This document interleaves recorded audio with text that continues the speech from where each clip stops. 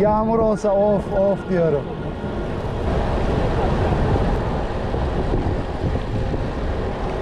Var. Garmin alacaksan Garmin'lerin de yeni modelleri var, evet, çok güzel. Fiyatları biraz ama daha uygun. Aynı işi yapıyor yani.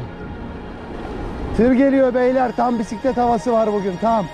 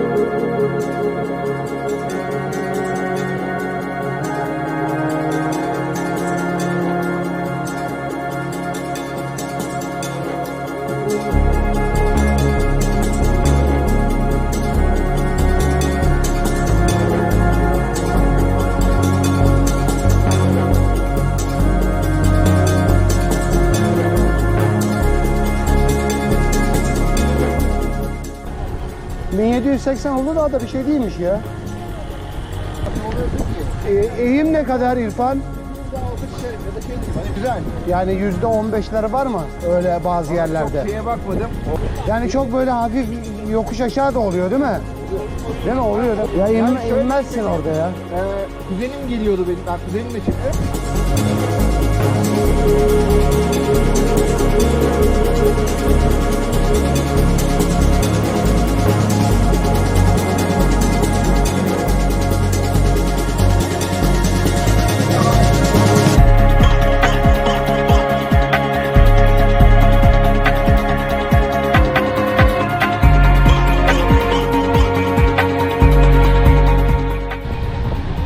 Vitesleri bire getirin. Yemin ediyorum yiyorsun. Oo! Denize... Vay vay vay vay vay vay vay. Daha da inelim, daha inelim. Alalım.